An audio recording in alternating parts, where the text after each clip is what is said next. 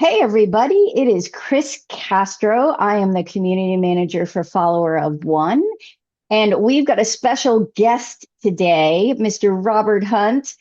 He gave us a workshop last month called Accountability. And we decided that it would be really great to continue the conversation with a workshop on margin because he mentioned that several times in his accountability workshop. So that's what today's workshop is going to be about.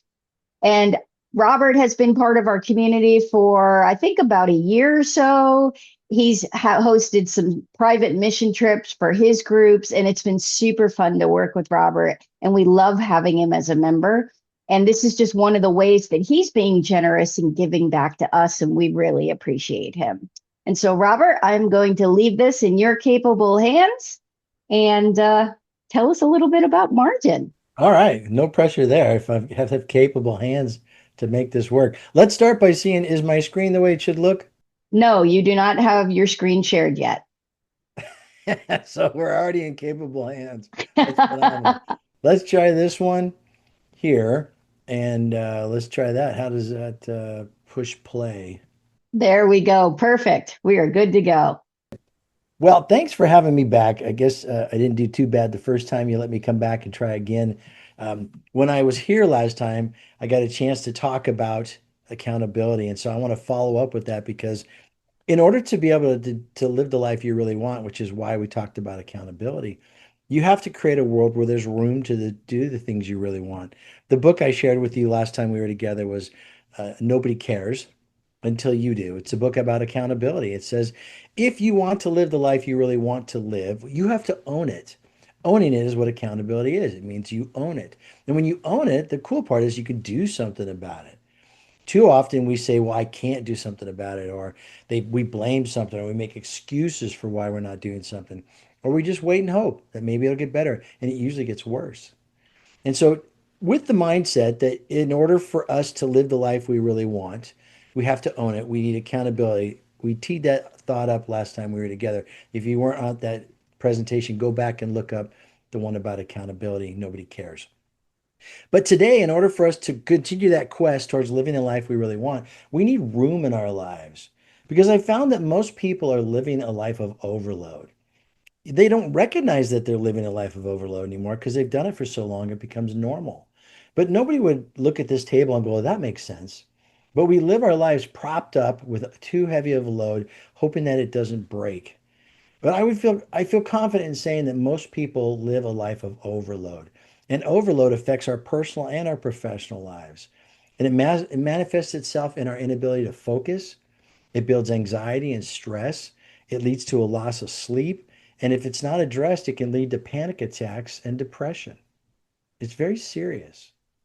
You may not be aware of it because you've done this for so long. You're like, I'm fine, everything's good, but you're really not. And that's what we're going to talk about today. It's weird to me that we actually do have so much overload when you think about all the advances we've made in our lives. We have comfort and conveniences that our ancestors never even dreamed of. We make more money, our cars are faster, we get a lot more vacation than anyone ever had back then. We have all the tech and all the things, and yet we still seem unsatisfied. And I think that's because our expectations have continued to never have an end. There's never enough. We get more stuff, we want more stuff, we learn more stuff, but at what expense? It takes a toll on our mind, our bodies, our souls. We're going to talk about that today, and our relationships. We add more to our lives, but we're not getting the value out of it. Here's an interesting slide. And this presentation is based on a book called Margin by Richard Swenson. It's a fairly old book, but it's really great principles of understanding the idea of overload. In life or in anything, manufacturing, whatever your capacity is, as you go up in your productivity, you go up in stress. And so your productivity goes up, stress increases too. So we're looking at this chart here, and we see that as we're increasing productivity, we're adding more stress to our lives. That means not just a machine, that means you. That means as you're booking along in your day and you're doing stuff, it takes a toll on your body and your mind. And so at some point you get to a point of optimal performance. That's A on this chart. And we don't stop though, we just keep going. Since we don't know when we hit A, we just keep going to B and C, and we get worn out and fatigued at some point, and we lead to point of critical burnout and exhaustion, and it's very dangerous. There's no gauge on me that goes, okay, I'm at A, I'll slow down. And so we just keep rolling. And so after having done that a long enough time, you become comfortable with it. Now the load you carry is not the problem, it's overload. I'm a very pro load guy. I like to do a lot. I keep very busy, but I'm intentional with where I spend my effort because there's only so much I'm willing to do, only so much I can do before I hit overload. You might say to yourself, well, I'm clearly not on overload because I'm still functioning. Maybe, maybe you're just that one straw away from breaking the camel's back. And you won't know until it happens. And you go, man, I was really overloaded. You've had that many times before where you get to a place where you just freak out, you lose it, you break down, you just curl up on the couch. You have this moment where you've done too much. And now you recognize, okay, I overloaded myself. But it's too late at that point. What we've got to do is create a way that we can do as much as we can, be productive, pursue the life we really want, but do it in a way where we safeguard so we don't hit overload. And we'll talk more about the benefits of living a life with real margin in it. It's funny, there's some things we would not allow to be overloaded. If you get on an airplane, the pilot comes running down the walkway and goes, "We're good, let's go. We don't need the checklist." You'd be like, wait, we are not going anywhere. You absolutely want him to check every single point on that checklist. So, why, if we demand that kind of thoughtfulness and safety and in pacing when we're on an airplane, why won't we do it for our own lives? We allow ourselves to live in a place where we are constantly overloaded. Here's some of the overloads you may have experienced in your life. I'll let you soak that in for a second. You ever have any of those? Man, media overload.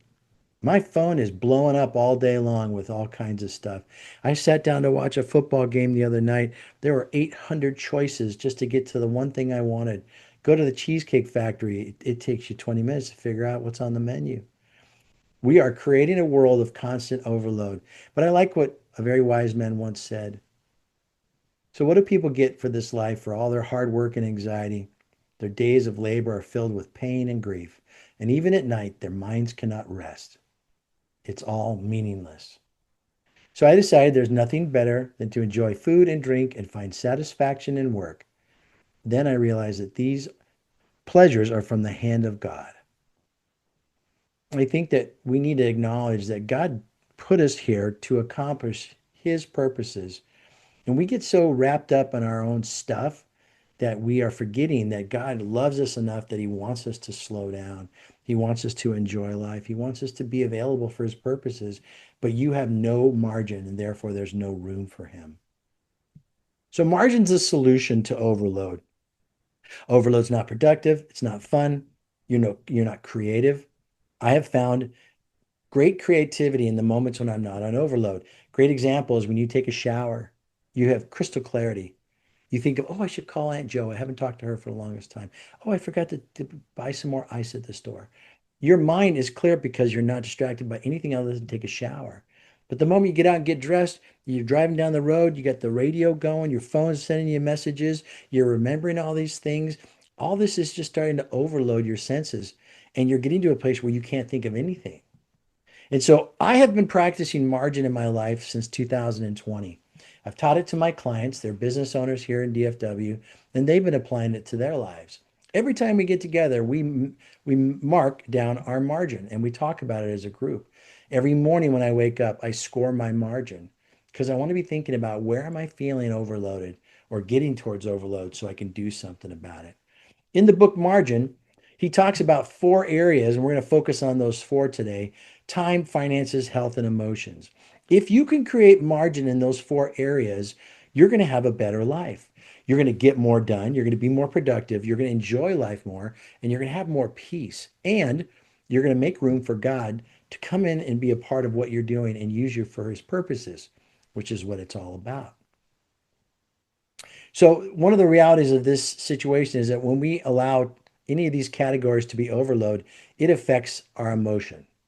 So when I overload my time, it affects my emotion. When I overload my finances, it affects my emotion. If I overload my health, it affects my emotions. Of course, if I overload my emotions, I'm overloading my emotions.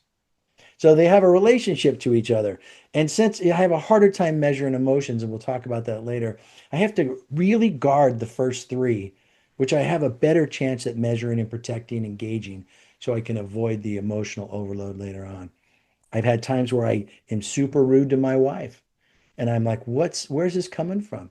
I've had people cut me off and I lose my mind and like want to catch up and look at them and stare them down in anger. Where did that come from? Because I have loaded up my emotions to a point that all it takes is a little bit and I just lose it. You don't sense that until it happens. So what we've got to do is go back a little bit and start to prevent it. Here's the basic concept of margin. You take your limit, you take your load. This is your margin. It's whatever you got left over. It's easy enough to calculate in different ways at different times, but that's the basic principle of margin. One of the things that's essential for establishing margin is you must believe that you have limits. I think most people live like they do not believe they have limits. For example, how many great decisions can you make in one day? Limitless. No, that's not true. You might be able to make five or six really good decisions. You make decisions all day long. Like, do you want cheese on that? That's a simple decision. But when it comes to conflict with your kids or a financial decision or having the time allocate for a certain activity, how long will it take to write that email? I have no idea. So you're trying to decide something that's constantly moving, but you're not able to make a limitless amount of good decisions. And so we have to be able to create a world where we recognize there's a limit to how kind I can be to people when I'm in a bad mood. I can only put up with one or two people. I can put up with Chris all day because she's wonderful. But if Mike comes to town, I might have to be able to cap off some of my time with him. I love Mike. So, for example, another one is, do you believe that you have a limit that you should get 8 hours of sleep, right? Everyone says you should get sleep every, but sometimes you stay up watching Netflix until 11:30 or 12 o'clock at night, and you still get up at 5 o'clock to go to work. So I'll just get 5 hours this one time. You know that's not what you need, but you're not living like it. We'll look at some more examples, but I think you can think of some of the things that you don't live like you actually believe there are limits, and there are. So you need to be honest enough with yourself to establish that I have limits, you have limits, in the reality of that. Most people live life like this. They're constantly exceeding their limits, but they've done it for so long, it just feels normal. And so in each of these categories, when you think about how do I exceed the limit, there's ways to cheat. We're going to talk about that. Most people put more time into their work at the expense of their family and their friendships or sleep or rest or fun. They don't have any margin. And you think it's not a big deal, but it is affecting us. Most people have more debt than they have savings, and they're making choices to overload themselves on purpose because they don't believe that the limit is real. As you're pursuing excellence, and you should be, because Jesus said you should be perfect. Well, I'm never going to be perfect, but I'm going to pursue it with the whole heart of my life. And the closest I might get is pursuing excellence in some areas. When you're pursuing excellence, we define it as this: it's the best of your ability while you pursue the life you really want. The best of your ability. But you can't ignore certain areas of your life to double down on others. So you can't say, man, my company's going great. We're making a ton of money, but I'm losing my marriage. That's not excellence. You might say that you've got, well, something overlined on that slide. I'm sorry for the confusion there. But you might say your finances are really well, but then your health is in the toilet. Everything that you're going to focus on in your life must at least not suck. So it's got to be above the zero. And so maybe you're going to chill down that career a little bit. Maybe you won't open another division this year and you'll spend more time with your family while your kids are still at home and they like you. Just give it enough time, that's going to change. And so you've got to be able to say, this is good enough. This is a limit. I'm only willing to put so much time into this area. I only need this much money. Maybe instead of having this much profit, I'll hire a couple more employees and let them do the work so I can go and enjoy my life, get to the gym, visit with a friend, watch a sunset. These are the choices we make as we juggle excellence, but nothing can be below the zero line. Nothing can be falling apart and declare that you have excellence in your life. I hope that makes sense. So, as you value that, I want you to score where your margin is today. We won't stop during this video recording, but I want you to stop the video in a minute. I want you to go score your margin. This is a QR code that will take you to a website where you can score your margin and be honest with yourself. In the categories of time, finance, health, and emotions, I want you to give an honest score so you can start by at least being aware of where you are today. And you'll go to my website that QR code takes you to, and you'll have these four categories and you could score it. And at some point, and by the way, the white space indicates you have more margin in there. So your score should look something like this. This is how most people's first assessment would look like. You'll see that your time is pretty full. And a lot of this can be how you feel about your time. Today I had a morning meeting that started at 7 o'clock. And then I went from that to another meeting to a phone call. I'm now recording this. And when I'm done with this, I'm going to have a coaching session. But it's all full of good stuff. So I don't feel overloaded. And I put lots of margin in between each of those appointments to drive, to be able to get to rest between appointments. So I'm creating space in between all these things. So even though it's a full day, I feel good about my time margin. You might have so much going on and it's already overwhelming you that you feel you're behind. Most people's finances are fully overloaded. Your health, you're not sleeping well, you're overweight, you've got medical problems, you're taking all of this weight on you and you're not sleeping good. So all these things are just making your health a problem, which all that adds up to eating up your emotions. So go and score your emotions right now in that or your margin, excuse me, and then come back and watch the rest of the tape. I'll keep going on the assumption you know how to push pause and then come back and push play again. So let's continue on. In I think we have at least one person watching. Should I stop, Chris, and ask if there's any questions before I go any further? You can absolutely. You're in charge. You can Chris, stop or I'm in charge, buddy. And so, do you have any questions, Chris, so far? Or one? No, I'm tracking the previous screen when you had the override or the duplication before Oh, that. yeah. That one.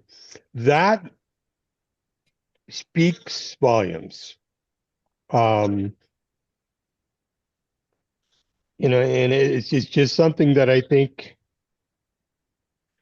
um I think it's worth a little more reflection before we go into the tool that you've given us. Well, I think for the sake of what I'm trying to accomplish in the time Mm-hmm. zone, I'll encourage people to go back and soak it in. But the heartbeat of this slide that I created is that there is no value in bragging in one thing when all the other things are in the toilet, Right. And it's a matter of the other things that we have to consider beyond the four in the in the plus side. right. Yeah, I have a tendency to be very analytical. In fact, my wife says analytical at sometimes. But the truth of the matter is that if you're not looking at it from a full 360, yeah, um, things get lost in the translation. So this is a very, very resonating slide. cool. All right, we'll press on and keep going with this. Mm-hmm. So we've scored, supposedly you've already gone and taken the assessment and scored your margin. So let's break it down in each four categories. First one is time. Time is easy to measure. You can't get extra time. People always say, I just need a little more time. You don't need more time and you can't get more time. We all have the same 24 hours a day, but somehow Mother Teresa pulled off some pretty amazing things out there. And Einstein had enough time in his mind to be able to come up with some pretty important thoughts. We try to shove more and more in, regardless of the fact that it's a 24-hour clock. And so we end up taking our work home. We walk around with a computer in our pocket or our purse. We stay up late and we try to multitask, which just never works. Go do research on the World Wide Web. You're only doing 100%, then 100%, then 100%. You're not actually multitasking. And in fact, you're actually making it worse. And so what we do is we stack things on and we try and do all this multitasking. It just causes stress and hurry and frustration. And the quality of your work is diminished and the panic and pace that you live under is intense. And we do it to ourselves. You make your own calendar. You decide what you do with your life. You could work at your desk or you could stop and go out to lunch and take a walk and cool your jets and get some breathing room and refresh your brain and come back and be even more productive. But instead, you eat your desk at your lunch at your desk and then you're burned out by 2 o'clock. You're making sloppy work. It's hard to make decisions. You're rude to people. This is what you chose to do. And so we try and cram it all in every day and night. And all it does is lead to frustration because there is a limited time and you're pushing it. And all that does is it burns into our emotions. You feel stressed and frustrated and disappointed. And it's because time is limited. The challenge I have for you today is, what do you want to do with it? It's your choice.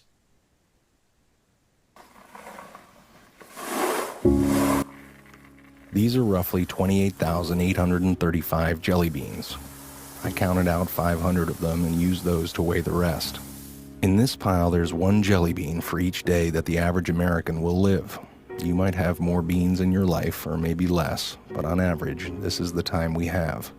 Here's a single bean. It's your very first day. A special day, but kind of a rough day on everyone involved. Add 364 more and you have the first year of your life. Now, for a sense of scale, here are your first 15 years, 5,475 days, which brings us to the threshold of adulthood. And at that moment, this is the time that we have left. And this is, on average, what we will do with all that time. We will be asleep for a total of 8,477 days. If we're lucky, some of that time we'll be sleeping next to someone we love. We will be in the process of eating, drinking, or preparing food for 1,635 days. We'll be at work, hopefully doing something satisfying, for the equivalent of 3,202 of those days. 1,099 days will be spent commuting or traveling from one place to another, maybe a little bit more if you live in LA. On average, we will watch television in one form or another for a total of 2,676 days.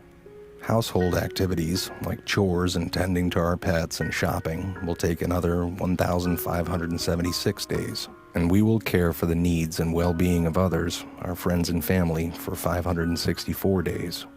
We'll spend 671 days bathing, grooming, and doing all other bathroom-related activities, and another 720 days will go to community activities like religious and civic duties, charities, and taking classes.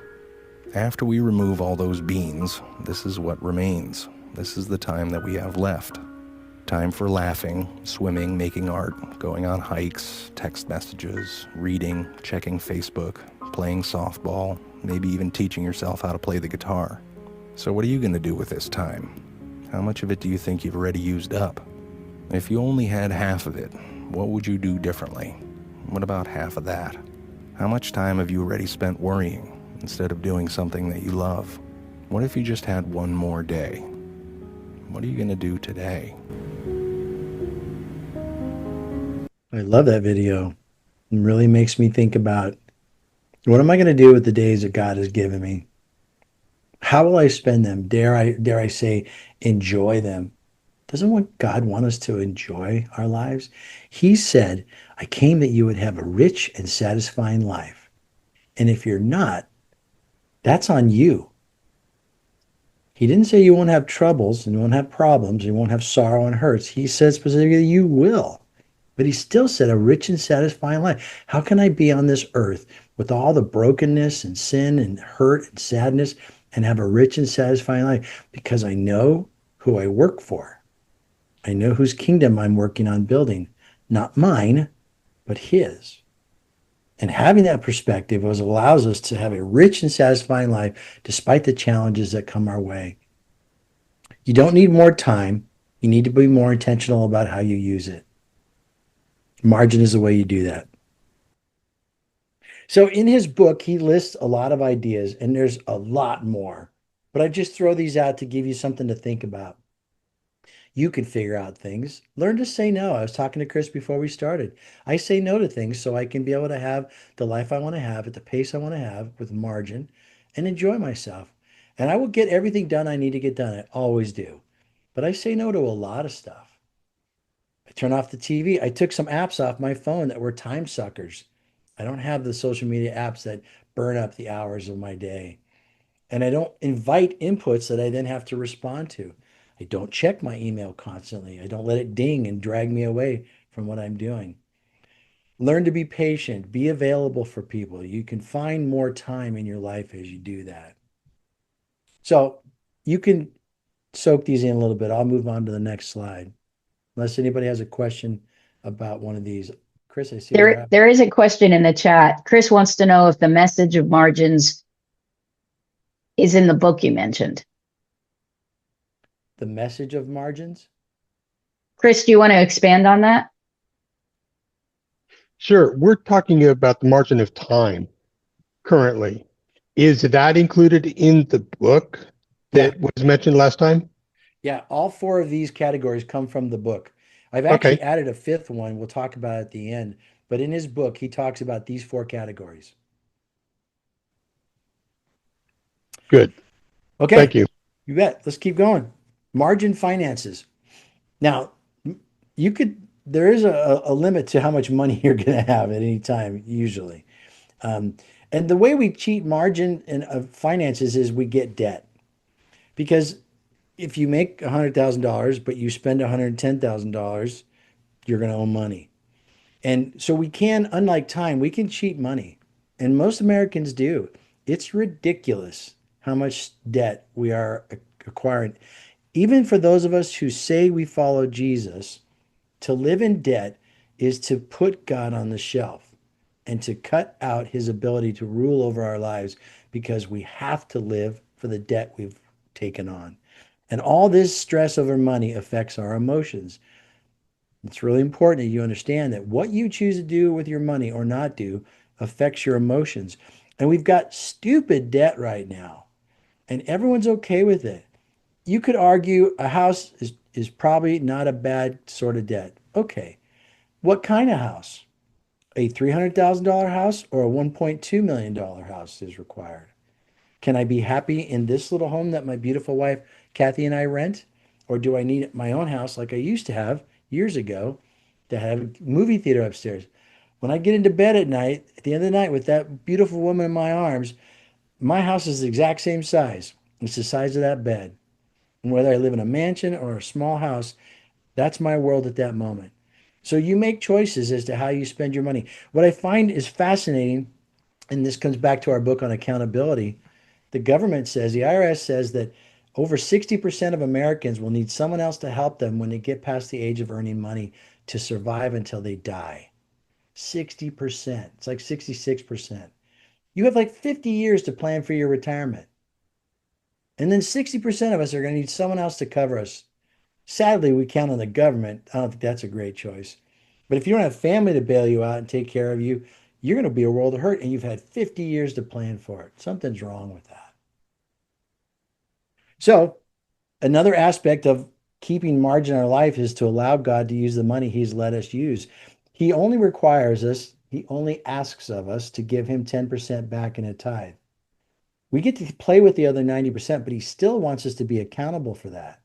And if you blow all that 90 or maybe even more, then you put where God would want to take some of the money he's letting you use and use it to use for other people. You don't have any money left because you've used all of what you had, plus you borrowed from somebody else. So when God says, hey, this ministry's out there needing money, write him a check for $5,000. You're like, I don't got that kind of money because you spent it on you. And when a neighbor has a problem and they need some money and you could help them, you don't have any money to give because you spent all you have plus more.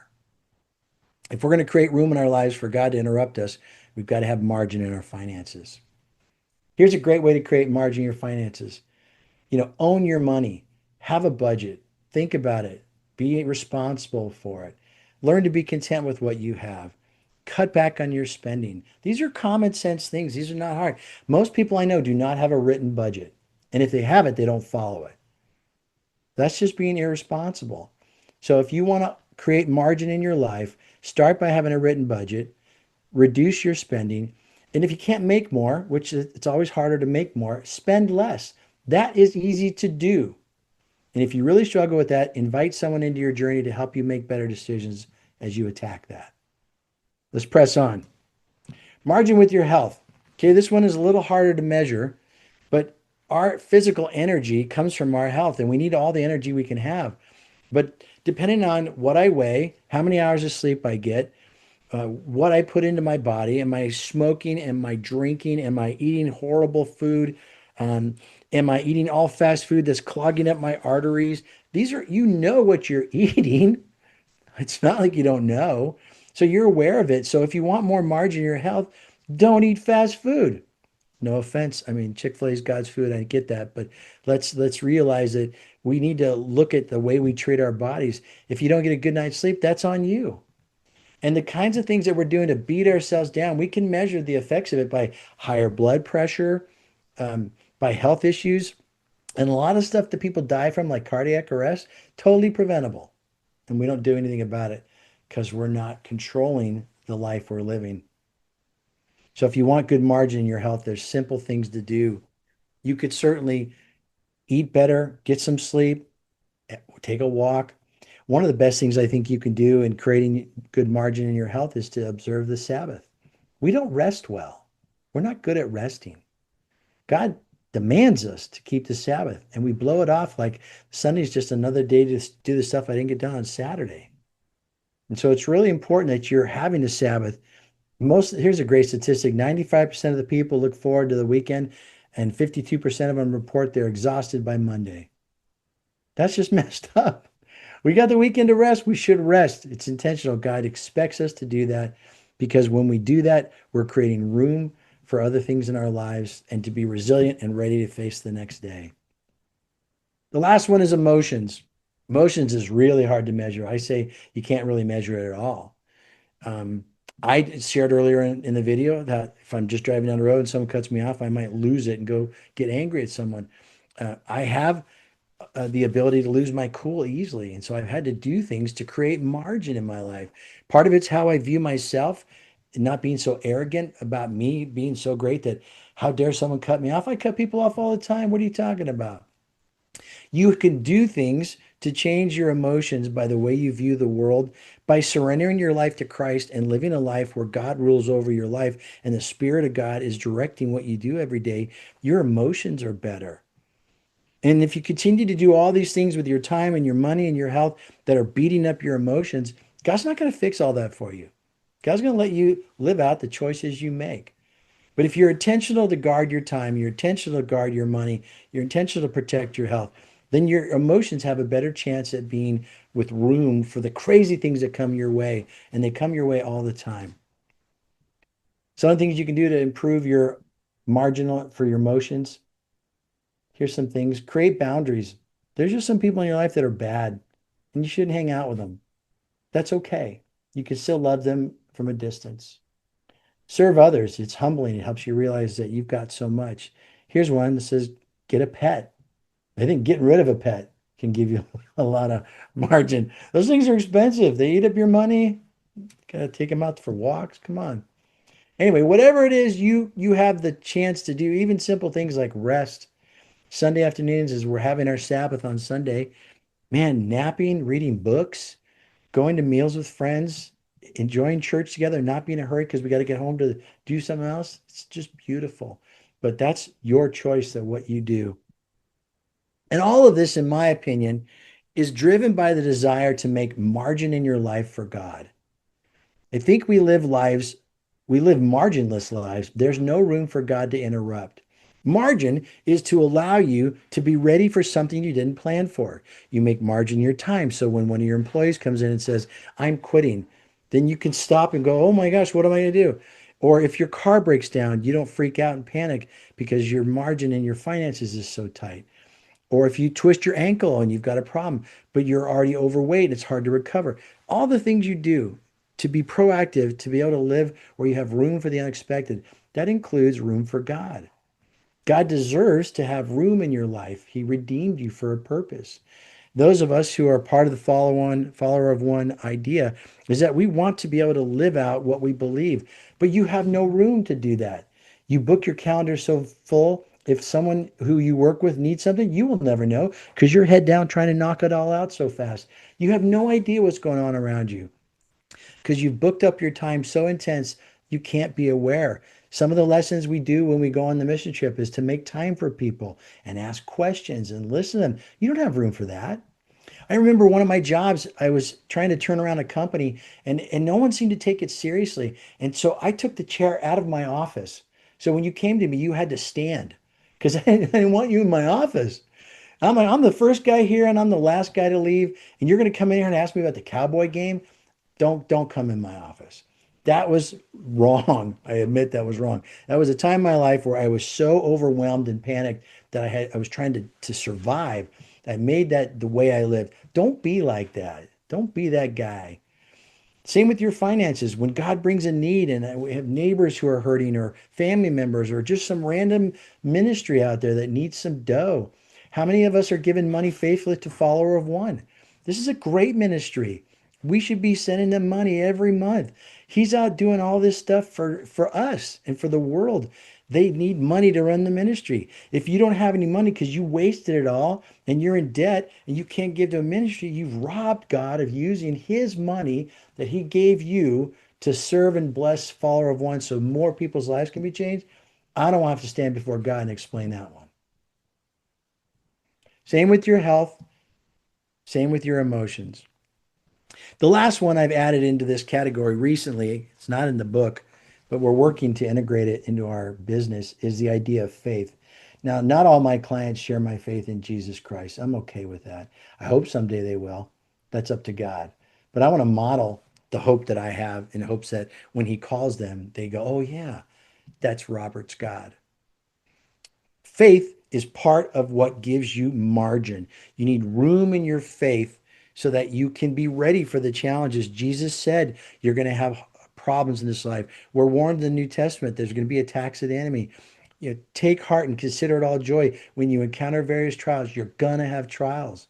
And if you don't create a room of margin for your faith and you have very little faith, when things attack you, you're screwed. And so you really need to sit back and say, how am I creating room in my faith? Some of the things that I thought of as I've listed this down are, do you even know what you believe? Are you all in, or are you just kind of visiting your faith? Do you take time to talk to God? I mean, really talk to God. And then just don't check in the morning and split for the day. Talk to him all day long. When I get a cool parking space, I'm like, that's great. Thank you, God. I'm thinking about he's present with me in my meetings. It's the idea that he's with you to go to a meeting. Why wouldn't you take him to a meeting before you go into a meeting? Pray, Lord, give me the words. Help me to be kind to people. Take him everywhere. Read the Bible. Spend time in quietness before God so you can hear him. Find a group for support. If you really want accountability to be the person you got to be, you got to surround yourself with other people who will encourage you in the journey, that won't let you be a bad version of yourself, because they'll ask you questions and challenge you and encourage you. Anyway, these are self-explanatory. But I think for me, creating a world where God has the freedom to be God in my life, I didn't do that for a very long time, and I'm disappointed in that, but that's the past. God has room to interrupt my day anytime he wants. Not only does he have the right, but I'm making room for him to do it. And because I make room, he does it all the time. He brings random people, and God will say, go talk to that guy. Go give that person some money. And because I make room in my finances, there's always money, his money, that I can just take and put where he wants to put it. And time and emotion and my health. When my friend was moving and needed someone to be there to help move, physically move, I'm not an old fat guy, just a little fat guy, but I'm not so old I can't move a couch. And so we've got to be able to have these things that God is able to use us and be available. So think about some of these things and figure out what you want to do to create more margin in your faith. That's the wrap up of the whole concept of margin. I hope you got the idea of it. You could get the book by Richard Swenson called Margin and read it, soak it in.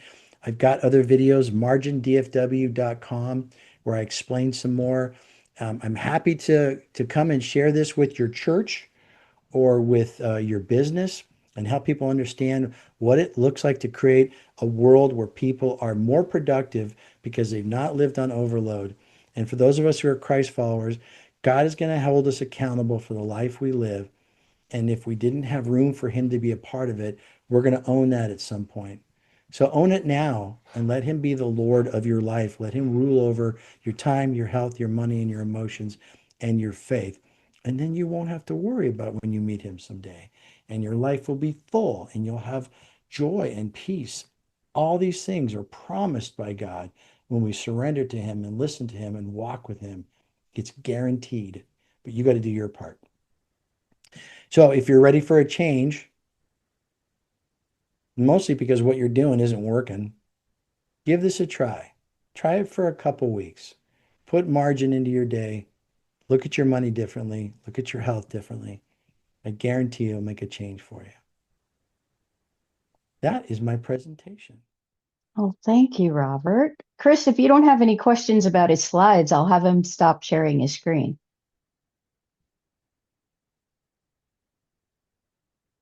Doesn't sound like it. Why don't you go ahead and stop sharing your screen? Okay. So, I'm sorry, I was a deaf mute. not a problem. Well, Robert, I thank you so much for that. Chris, do you have any questions or comments for Robert before I kind of jump The in? only comment that I have is that in the ordinal position of your boxes, I realize that you're not a overt publicist of faith, but moving the faith box to the first position to me has relevance. Well, in my world, I work with a lot of people who don't know Jesus yet. And Well, so and I that's can what I give was you, getting to. yeah. But so for us as Christ followers, our faith in God is the foundation of everything else we do. Absolutely. Or I would say it should be. However, I would say my church is full of people that Hmm. when I look at their calendar, they don't make time for God. When I look at their Right. checkbooks, they don't make time for God. And so, although faith is the foundation of everything else we do, I have to approach it in a way that most people will see there's wisdom in creating margin. And then the underlying piece that pulls it all together is that our lives are no longer our own. We're Hmm. called Hmm. as to be full-time ambassadors for Christ in this world.